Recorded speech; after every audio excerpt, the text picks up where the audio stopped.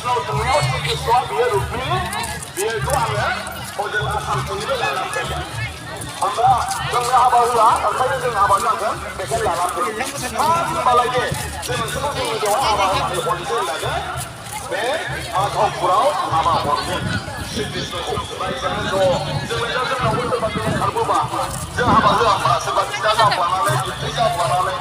Mana jangan abahula. Atau kurau Sikiswa Rukmini ko berbalik abah polisi.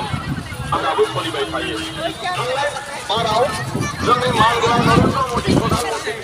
परम आदरणीय भारत वर्ष के महामहिम राष्ट्रपति श्री रामनाथ कोविंद जी, भारत वर्ष की प्रथम महिला Shrimati Savita Kovind ji, professor Jagdish Mukhi, governor of Assam, my colleague from Meghalaya, Honorable Chief Minister Sri Konrad Sangma, my colleague from Sikkim, Honorable Chief Minister Sri Prem Singh Tamang, Sri Vishwajit Doimari, Speaker Assam Legislative Assembly, Udhar Gora Brahma, Minister in the Government of Assam, Sri Pramod Boro, Chief Executive Member, Bodoland Territorial Council, Rangora Narjari, Member Parliament Rajya Sabha, Sri Toren Boro,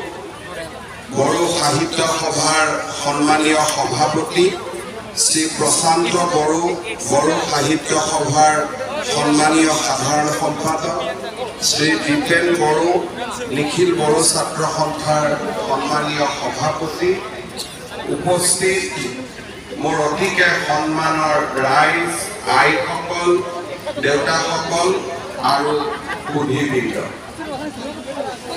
আজি আমাৰ বাবে এটা অত্যন্ত গৌৰৱ আৰু বিৰল মুহূৰ্ত।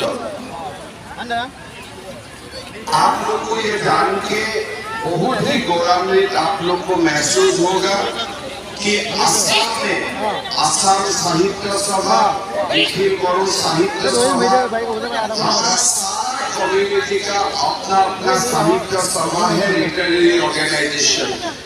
আমি আমার শক্তিশালী জাতি সত্তাসমূহ বিকশাই তুলিব লাগিব সাহিত্যৰ মাজে। মই আশা কৰিছো সাহিত্যৰ চাৰিবেৰৰ মাজতে অকল সাহিত্য সভা সীমাবদ্ধ হৈ নাথাকে, সাহিত্যৰ বিকাশ আৰু উত্তৰণ ঘটে সাহিত্যৰ প্ৰসাৰণৰ ওপৰত। এই প্ৰসংগত সাহিত্যৰথী লক্ষ্মীনাথ বেজবৰুৱাদেৱৰ কিছু কথা মোৰ মনলৈ আহিছে। জাতীয় সাহিত্য আৰু জাতীয় উন্নতি শীৰ্ষক এটা লেখাত বেজবৰুৱাদেৱে অভিমত ব্যক্ত কৰি কৈছিল, যি সাহিত্যই যি ভাষাই নিজক সংকুচিত নকৰি গাৰ চাৰিওফালে দুটৰ পৰিয়াকৈ গাধৰ চকুৱা নিধি চলিছে, সেই ভাষা সেই সাহিত্য বৃদ্ধিপ্ৰাপ্ত হৈছে আৰু যি তাৰ ওলোটা বাটে চলিছে সি নিধনপ্ৰাপ্ত হৈছে। এফালে ইংৰাজী ভাষা সাহিত্য আৰু আনফালে সেই দুখৰ লেটিন গ্ৰীক ভাষালৈ চালে এই কথা বোধগম্য হয়। বড়ো সাহিত্য সভাই এই দিশত নিশ্চয় মন দিব। কোনোৱে অৱশ্যে শংকৰদেৱৰ এই পৰিকল্পনাত মিচিংসকলৰ মূৰঘৰৰ বৈশিষ্ট্য আছে বুলি উল্লেখ কৰিছে। কীৰ্তন ঘৰৰ মূল লাই খুঁটাটোৰ মূলাৰ পৰম্পৰা আহোমৰ পৰা আহে। তিৱা জনপ্ৰিয় বাদ্য লুডাং খামৰ লগত খোলৰ সাদৃশ্য আছে। তেনেদৰে দবাও জনজাতীয় ঐতিহ্যৰ এবিধ বাদ্য। নাটকৰ সূত্ৰধাৰৰ পাগুৰিটো জয়ন্তীয়া পৰম্পৰাৰ পৰা অহা বুলি পণ্ডিতসকলে অনুমান কৰে। বৰগীতৰে শংকৰদেৱে সৃষ্টি কৰা স্বকীয় আৰু অন্যান্য সংগীতৰ ধাৰাত জনজাতীয় সুৰৰ মিশ্ৰণ ঘটিছে। শংকৰী নৃত্যৰ গায়ন বায়নৰ পৰম্পৰা সোণোৱাল কছাৰীৰ পৰা অহা। এই নৃত্যত বড়ো, কাৰ্বি, মিচিং, জয়ন্তী আদিৰ হস্তপদ সঞ্চালনৰ মুদ্ৰা দেখিবলৈ পোৱা যায়। বড়ো আৰু অসমীয়া ভাষাৰ ঐতিহাসিক সম্পৰ্ক গঢ়ি উঠিছিল বিভিন্ন আদান প্ৰদানৰ জৰিয়তে। আবহমান কালৰ পৰা সামাজিক জীৱনত এই আদান প্ৰদান অতি নীৰৱে দুইখন সমাজৰ মাজত চলি আছে আৰু চলি থাকিব। ভাষাৰ ক্ষেত্ৰতো বড়ো ভাষাৰ ভালেমান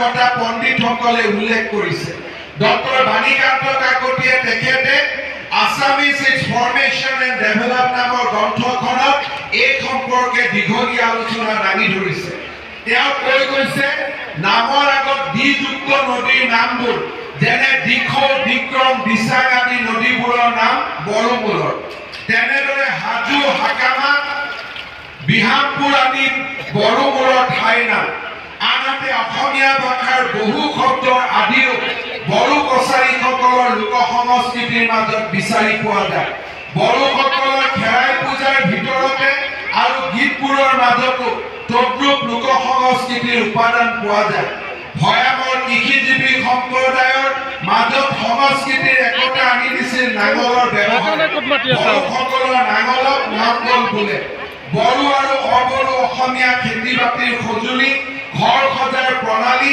তাঁতশাল আৰু ঘৰুৱা জীৱনত আমি সম্পূৰ্ণ মিল দেখিবলৈ পাওঁ বড়ো ভাষাৰ শব্দ ভাণ্ডাৰ আৰু সাংস্কৃতিক উপাদানসমূহে আমাৰ বৃহত্তৰ সমাজ সংস্কৃতিক চহকী কৰাৰ লগতে আমাৰ অসমীয়া ভাষা আৰু সংস্কৃতিৰ সাধকসকলেও বড়ো সমাজৰ সংস্কৃতিলৈ অতুলনীয় বৰঙণি আগবঢ়াইছে ডক্টৰ প্ৰমোদ চন্দ্ৰ ভট্টাচাৰ্য ডাঙৰীয়াই বড়ো জনগোষ্ঠীৰ উত্তৰণত গতি হোৱা মহান অসমীয়াসকলৰ ভিতৰত অন্যতম বড়ো ভাষাৰ বৰ্ণনাত্মক বিশ্লেষণৰ জৰিয়তে তেখেতে অসমৰ ভাষা তত্ত্বৰ অধ্যয়নত অনন্য অৱদান আগবঢ়াইছে 1964 চনত তেখেতে ডক্টৰ বাণীকান্ত কাকতিৰ অধীনত এ ডেছক্ৰিপটিভ এনালাইচিছ অফ বড়ো লেংগুৱেজ বিষয়ক গৱেষণা সম্পাদন কৰি গুৱাহাটী বিশ্ববিদ্যালয়ৰ পৰা ডক্টৰেট ডিগ্ৰী পাবলৈ সক্ষম হৈছিল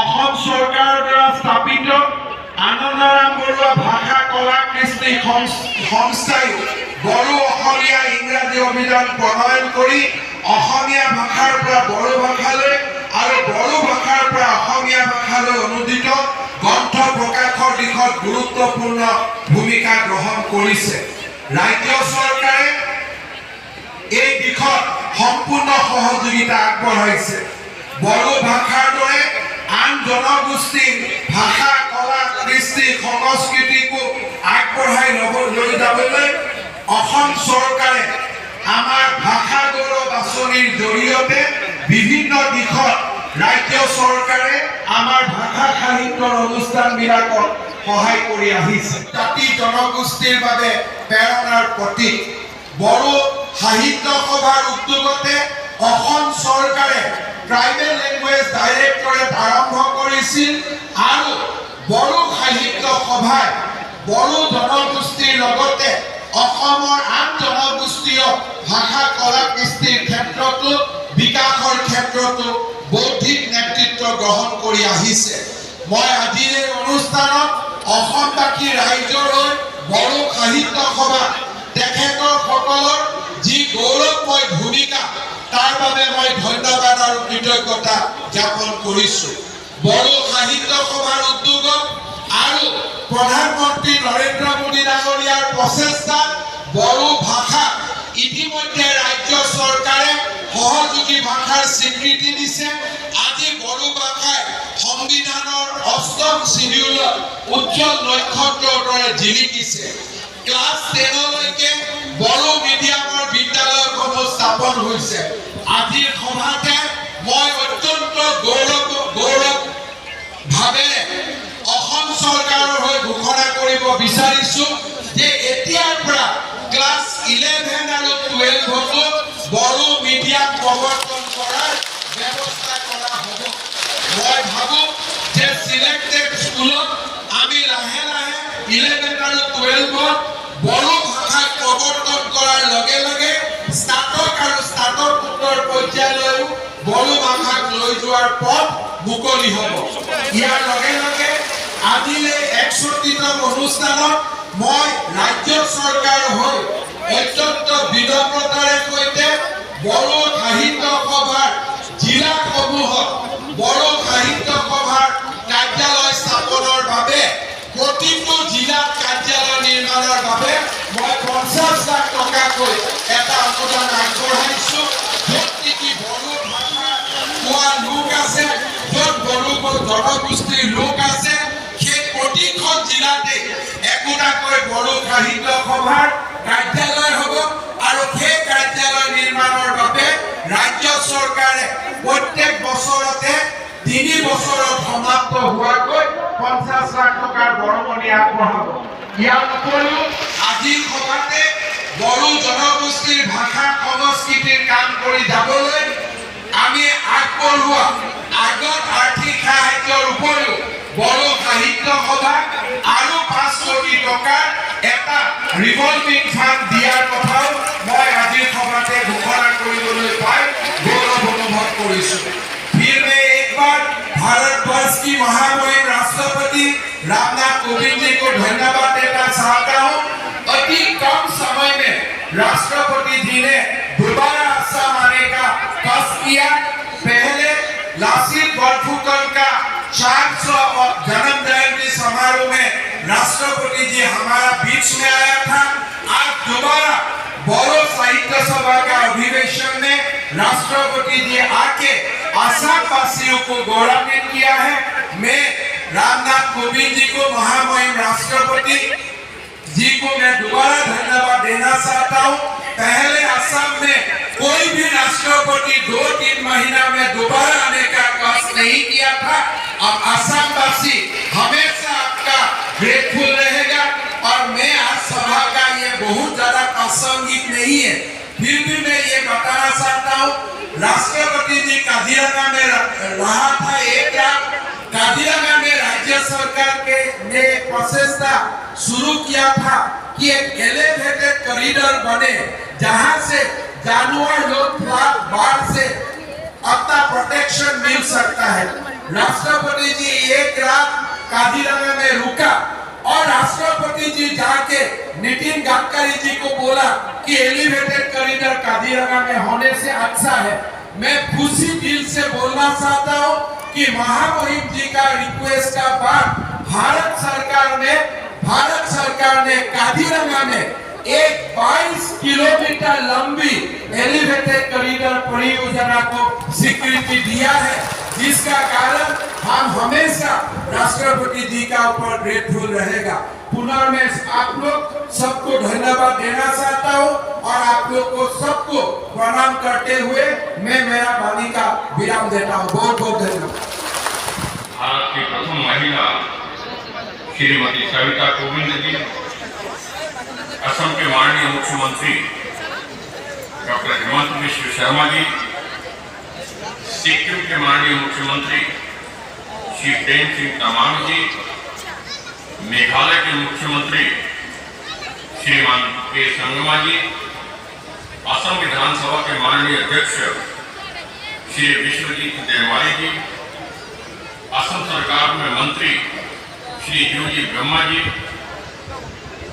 राज्यसभा के सांसद श्री रंगोरा हरजारी जी, बीटीआर के सीएम श्री प्रमोद बोरो जी, बोडो साहित्य सभा के अध्यक्ष श्री तोरेन बोरो जी, जनरल सेक्रेटरी श्री प्रशांत बोरो जी, स्टूडेंट यूनियन ऑल बोरो स्टूडेंट यूनियन के अध्यक्ष श्री देवेन बोरो जी, यहाँ उपस्थित देवी और सज्जनों, सबसे पहले मैं बोडो साहित्य सभा के इस वार्षिक अधिवेशन के अवसर पर आप सभी को हार्दिक बधाई और ढेर सारी शुभकामनाएं अर्पित करता हूँ। संवैधानिक दर्जा प्राप्त होने के बाद इसका विकास और तेज हुआ है। बोडो साहित्य सभा अपने स्थापना काल से ही बोडो भाषा और साहित्य के संवर्धन के साथ ही अपनी गौरवशाली परंपराओं और समृद्ध संस्कृति को अक्षुण्ण बनाए रखने का महत्वपूर्ण काम कर रही है। विद्वान कहते हैं कि जिस समाज में जितना अधिक साहित्य का सृजन होता है वह समाज उतना ही सशक्त और समृद्ध बनता है। मुझे आज यह जानकर प्रसन्नता है कि बोडो साहित्य सभा के बैनर तले अनेक प्रकार के सृजनात्मक कार्य हो रहे हैं। बोडो साहित्य सभा ने भारतीय तकनीकी और पारिभाषिक शब्दावली आयोग, भारतीय अनुवाद परिषद, केंद्रीय हिंदी संस्थान और राज्य शैक्षणिक अनुसंधान और प्रशिक्षण परिषद के सहयोग से अनेक पुस्तकों सहित शब्दकोश का भी निर्माण किया है। बोडो साहित्य के संवर्धन और विकास में जिन लोगों ने महत्वपूर्ण भूमिका निभाई है उनमें जयभद्र, हाजर, धरणीधर, वसुमात्री, बताई, सोनाराम, हुसैन, योगेंद्र कुमार, वसुमतारी, सीतादास ब्रह्म आदि प्रमुख हैं। बोडो साहित्य की श्रीवृद्धि में नए लेखकों के योगदान भी संतोषजनक और सराहनीय रहे हैं। कई बोडो साहित्यकारों को राष्ट्रीय और अंतर्राष्ट्रीय पुरस्कारों से भी सम्मानित किया जा चुका है। मैं आज इस अवसर पर बोडो साहित्य सभा के सभी पदाधिकारियों एवं सदस्यों को बधाई और शुभकामनाएं देता हूं। साथ ही मैं बोडो साहित्य सभा के इस वार्षिक अधिवेशन के भव्य आयोजन में अपना योगदान देने वाले सभी व्यक्तियों को हार्दिक धन्यवाद देता हूं। मुझे उम्मीद है कि बोडो साहित्य सभा अपनी भाषा और साहित्य के संरक्षण और संवर्धन के साथ साथ असम के सर्वांगीण विकास के कार्यों में भी सक्रिय भूमिका निभाती है। Thank you, sir. Thank you. Now you are requested to deliver your speech. Now I will request our Honorable President of India, Sri Ramnath Kovind ji, to deliver his speech.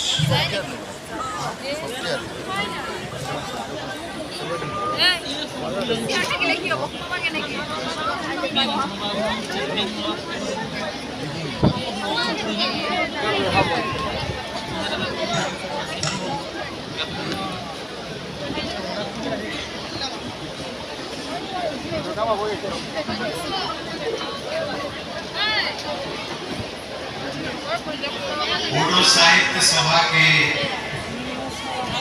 61वें वार्षिक सम्मेलन में प्रमुख रूप से उपस्थित असम के राज्यपाल प्रोफेसर जगदीश मुखी जी,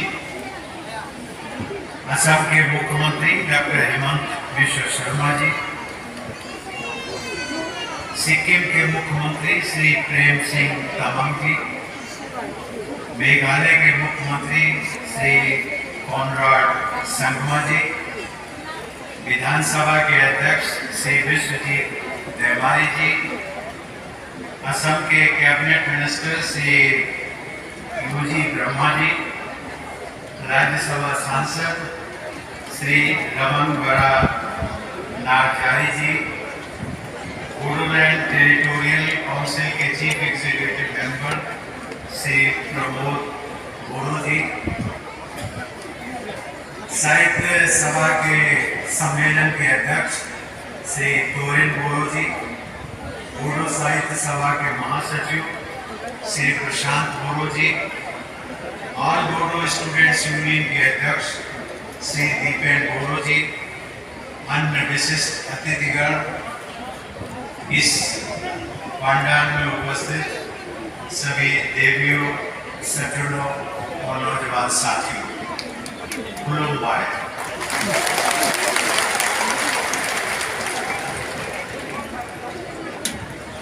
बोडो भाषा, साहित्य तथा संस्कृति के गौरव को बढ़ाने के लिए मैं आप सबकी सराहना करना चाहता हूँ। मुझे इस समारोह में शामिल होकर के बहुत प्रसन्नता है। इस सम्मेलन के सभी आयोजकों को मैं हार्दिक बधाई देता हूँ।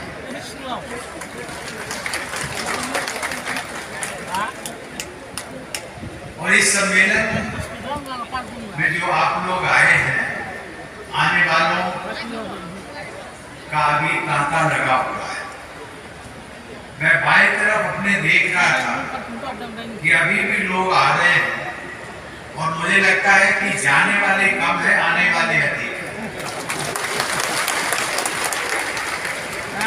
एक चीज मैंने और ऑब्जर्व की, बाएं हाथ पर जो बैरिकेड्स लगे हुए हैं प्रातः जब कार्यक्रम शुरू हुआ तो बैरिकेड्स के बीच में बैरिकेड से आगे हट करके बहुत सारा गैप था और पश्चात में देखता गया कि लोग आते गए और विशेष करके हमारी बहनों बेटियों में इतना उत्साह दिखा कि उनको जो हमारे वॉलंटियर्स थे उन्होंने बैरिकेड्स को क्रॉस करके उन हमारी बहनों और बेटियों को आगे बिठाया। ये एक मैं दृश्य आपके सामने रख रहा हूँ कि बोडो भाषा साहित्य सम्मेलन जो आयोजन हो रहा है उस आयोजन के प्रति लोगों में आकर्षण कितना है। देवी और सज्जनों, मुझे बताया गया है कि असम में लगभग 35 लाख लोग बोडो भाषा बोलते हैं। असम के अलावा बोडो भाषा बोलने वाले लोग पश्चिम बंगाल, मेघालय, अरुणाचल प्रदेश, सिक्किम, नागालैंड और त्रिपुरा और यहाँ तक कि बांग्लादेश और नेपाल में भी निवास करते हैं। अब ये साहित्य और भाषा हमेशा लोगों को जोड़ती है, लोगों के दिलों को जोड़ती है और वो ऐसी कौन सी बातें हैं भाषा में होती है जो अपनापन होता है और वो अपनापन आज न जाने हमारे समकक्ष जो प्रदेश जिनका मैंने नाम लिया, पश्चिम बंगाल, मेघालय, अरुणाचल, सिक्किम, नागालैंड, त्रिपुरा और विदेशों से बांग्लादेश और नेपाल से भी यहाँ पर कुछ प्रतिनिधिगण आए हैं। ये कितना आकर्षण है जो कि भाषा, बोडो भाषा विदेशों से भी लोगों को यहाँ पर खींच रही और इसलिए मैं साहित्य सभा के आयोजनों को मैं बार बार सराहना करता हूँ और उनको बधाई देता हूँ।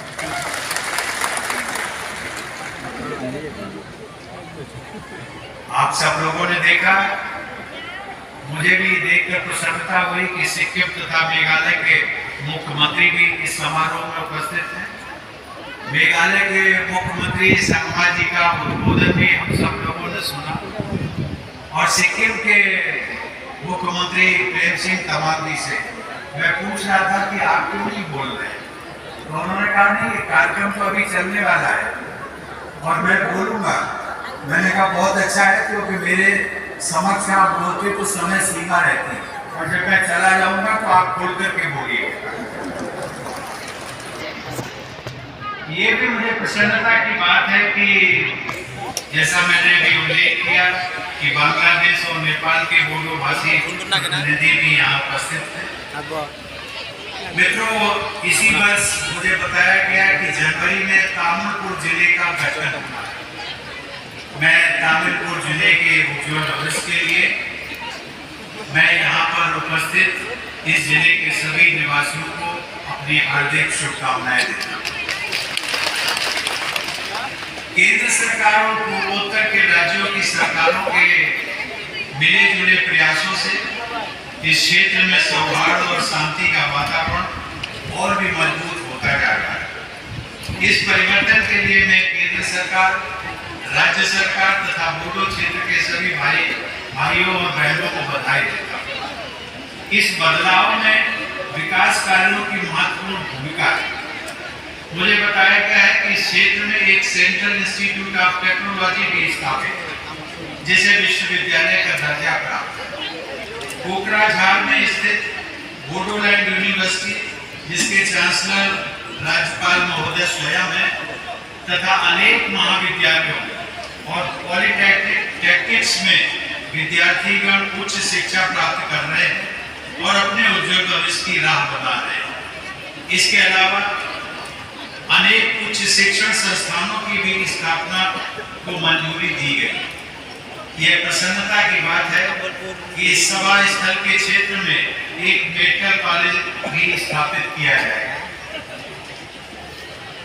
देवी और सज्जनों, असम के राज्यपाल प्रोफेसर जगदीश मुखी जी के मार्गदर्शन तथा मुख्यमंत्री डॉक्टर हेमंत बिश्व शर्मा के नेतृत्व में असम की जनता के हित में अनेक कार्य किए जा रहे हैं।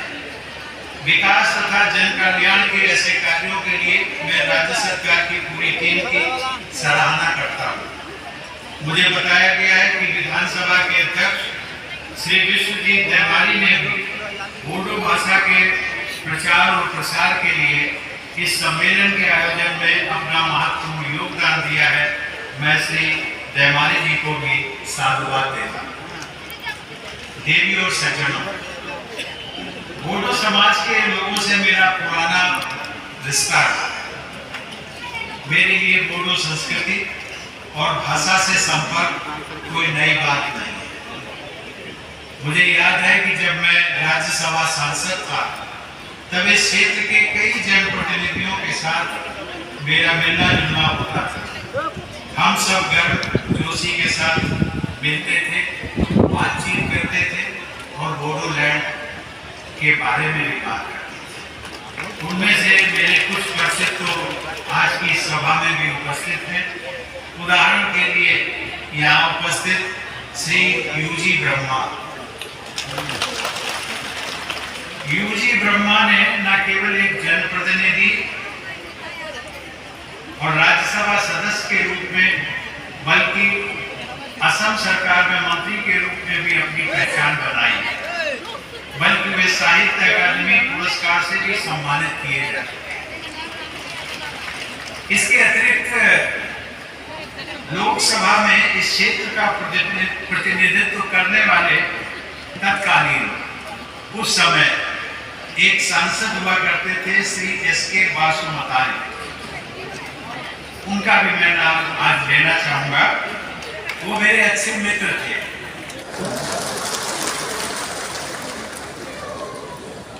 देवी और सज्जनों, मुख्यमंत्री जी ने अभी कहा कि सामान्यतया राष्ट्रपति किसी राज्य में 3 महीने के अंतराल में नहीं आते। ये बात सच है। ऐसा नहीं है कि राष्ट्रपति को आना किसी राज्य में अच्छा नहीं लगता है, लेकिन कुछ मर्यादाएं भी और उन मर्यादाओं के कारण संभवतः आना संभव नहीं हो पाता है। लेकिन मैं मुख्यमंत्री जी आपका, असम के लोगों का, उनमें बोडो लैंड के भी टेरिटोरियल काउंसिल के लोगों का जो मुझे प्यार और सम्मान बीच बीच में मिलता रहता है, वो मुझे बार बार खींच भी लाता है और इसीलिए मैं 3 महीने के अंतराल में दोबारा फिर आ गया। मित्रों, मेरा ध्यान इस बात पर भी गया कि मई का महीना बोडो भाई बहनों के लिए अत्यंत महत्वपूर्ण होता है। हर साल 1 मई को आप सब बोडोफा उपेंद्र नाथ ब्रह्मा जी की पुण्यतिथि मनाते हैं, जो आज से 3 दिन पहले ही थी। बोडोफा ने जियो और जीने दो का जो महान संदेश था उसको प्रसारित किया। बोडो आत्मगौरव के प्रति सचेत रहते हुए सभी समुदायों के साथ सद्भाव बनाए रखने का बोडोफा का संदेश हम सभी के लिए एक मंत्र जैसा है। मैं उनके संदेश को उन्हीं के शब्दों में ठीक ठाक तो नहीं कह सकता, लेकिन उनके संदेश को बोडो भाषा में दोहराने का प्रयास जरूर करूंगा। देवी और सज्जनों, बोडो भाषा साहित्य तथा संस्कृति के उत्थान हेतु लगभग 70 वर्षों से अमूल्य योगदान देने के लिए बोडो साहित्य सभा का प्रयास उल्लेखनीय है। सभा के संस्थापक अध्यक्ष स्वर्गीय जयभद्र भागजे तथा महासचिव सोनाराम खाउसेन ने बोडो भाषा के महत्व और मान्यता में वृद्धि करने के लिए सराहनीय प्रयास किए। स्कूली शिक्षा के माध्यम के रूप में बोडो भाषा के प्रयोग को स्वीकृति दिलाने तथा उच्च शिक्षा में बोडो भाषा को स्थान दिलाने जैसे प्रयासों में बोडो साहित्य सभा ने अग्रणी भूमिका निभाई है। आप लोगों के प्रयास के फलस्वरूप बोडो भाषा को असम राज्य की एसोसिएट ऑफिशियल लैंग्वेज का दर्जा भी प्राप्त हुआ। बोडो भाषा और साहित्य को आगे बढ़ाने वाले महानुभावों का इतिहास बहुत प्रेरणादायक है। 20वीं सदी के आरंभ में बोडो पुनर्जागरण के जनक गुरुदेव श्री कालीचरण ब्रह्मा ने समाज में व्याप्त कुरीतियों को दूर करने के प्रयासों के साथ साथ आधुनिक शिक्षा व सांस्कृतिक चेतना का भी प्रसार किया। श्री रूपनाथ ब्रह्मा ने बोडो पुनर्जागरण की धारा को आगे बढ़ाते हुए बोडो भाषा और साहित्य को समृद्ध किया। बोडो भाषा और साहित्य के विकास में बीबर नामक पत्रिका का भी बहुत महत्वपूर्ण योगदान माना जाता है, जिसका प्रकाशन आज से लगभग 100 वर्ष पहले सन 1924 में शुरू हुआ। उसके संपादक श्री सतीश चंद्र बासुमतारी ने उस पत्रिका के माध्यम से बोडो समाज, भाषा और साहित्य में एक नई जागृति उत्पन्न की थी। देवी और सज्जनों, श्री मदाराम ब्रह्मा ने बोडो नाटक और कविता के साथ साथ शिक्षा और समाज सुधार के क्षेत्र में अपनी छाप छोड़ी। पद्मश्री का सम्मान प्राप्त करने वाले बोडो समुदाय के प्रथम व्यक्ति के रूप में उनका विशेष स्थान है। साहित्य अकादमी पुरस्कार से सम्मानित श्री ब्रजेंद्र कुमार ब्रह्मा बोडो साहित्य सभा के अध्यक्ष भी रहे। प्रखर सामाजिक चेतना से युक्त साहित्य की रचना करने वाले तथा बोडो साहित्य सभा के पूर्व अध्यक्ष डॉक्टर कामेश्वर ब्रह्मा को सन 2016 में पद्मश्री से सम्मानित किया गया। सन 2005 में साहित्य अकादमी पुरस्कार से सम्मानित डॉक्टर मंगल सिंह हाजोवरी को वर्ष 2021 के लिए पद्मश्री से अलंकृत करने का सुअवसर मुझे भी प्राप्त हुआ था। बोडो भाषा की रचनाओं के आधार पर अब तक 17 रचनाकारों को साहित्य अकादमी पुरस्कार प्रदान किए जा चुके हैं। मैंने देखा है कि उनमें 10 पुरस्कार कविता की पुस्तकों के आधार पर दिए गए। इससे बोडो रचनाकारों में कविता के प्रति स्वाभाविक रुझान का अनुमान दिखाई पड़ता है। मुझे यह जानकर प्रसन्नता हुई कि अनेक महिलाएं बोडो साहित्य की विभिन्न विधाओं में साहित्य का सृजन कर रही हैं। लेकिन यह भी देखने में आया है कि मौलिक रचनाओं के लिए साहित्य अकादमी पुरस्कार प्राप्त करने वाले वरिष्ठ रचनाकारों में केवल 2 महिलाओं का ही नाम है। मैं चाहता हूं कि महिला रचनाकारों को राष्ट्रीय स्तर पर और अधिक मान्यता प्राप्त हो। मैं चाहूंगा कि बोडो साहित्य सभा द्वारा महिला रचनाकारों को प्रोत्साहित करने के लिए विशेष प्रयास किए जाए। देवी और सज्जनों, किसी भी साहित्य को जीवंत और प्रासंगिक बनाए रखने के लिए युवा पीढ़ी की भागीदारी अत्यंत महत्वपूर्ण होती है। अतः बोडो साहित्य सभा द्वारा युवा रचनाकारों को भी विशेष प्रोत्साहन दिया जाना चाहिए। देवी और सज्जनों, बोडो भाषा को संविधान की 8वीं अनुसूची में शामिल करने हेतु संविधान संशोधन वर्ष 2003 में हुआ और उसकी घोषणा जनवरी 2004 में की गई। उस समय भारत रत्न श्रद्धेय श्री अटल बिहारी वाजपेयी जी देश के प्रधानमंत्री थे। कवि हृदय वाजपेयी जी के व्यक्तित्व में भाषा, साहित्य और संवेदना के प्रति अनुराग झलकता था। आज के इस महत्वपूर्ण अवसर के समारोह के अवसर पर मैं उनकी स्मृति को भी नमन करता हूँ। बोडो साहित्य सभा के उद्देश्यों और लक्ष्यों में मातृभाषा के जरिए शिक्षा प्रदान करने पर भी जोर दिया गया है। आपकी सभा का ये उद्देश्य राष्ट्रीय शिक्षा नीति 2020 में ये निहित मूलभूत सिद्धांतों के अनुरूप ही है। इस शिक्षा नीति में भी मातृभाषा को शिक्षा के माध्यम के रूप में अपनाए जाने की सिफारिश की गई। मुझे यह जानकर प्रसन्नता हुई कि बोडो भाषा में अन्य भाषाओं की रचनाओं का अनुवाद बड़े उत्साह के साथ किया जा रहा है। ये किसी भी जीवंत साहित्यिक समुदाय की पहचान है। मुझे विश्वास है कि ऐसे अनुदित साहित्य से बोडो भाषा के पाठकों को अन्य भारतीय भाषाओं के साथ साथ विश्व साहित्य से परिचित होने का अवसर मिलेगा। मुझे ये भी जानकर प्रसन्नता हुई कि साहित्य अकादमी, संगीत नाटक अकादमी, ललित कला अकादमी, केंद्रीय हिंदी निदेशालय, भारतीय भाषा संस्थान तथा वैज्ञानिक एवं तकनीकी शब्दावली आयोग जैसे केंद्र सरकार के संस्थान बोडो भाषा के प्रसार में अपना महत्वपूर्ण योगदान दे रहे हैं। मित्रों, भाषा भाषा होती है। जैसा कि मैंने पहले भी उल्लेख किया, चाहे वो व्यक्ति विशेष की भाषा हो या व्यक्तियों के समुदाय की भाषा, स्थानीय भाषा, उस भाषा को प्रोटेक्शन, संरक्षण देना, उसका प्रचार और प्रसार करना, ये समाज की भी जिम्मेदारी है और सरकारों की भी जिम्मेदारी है। जय।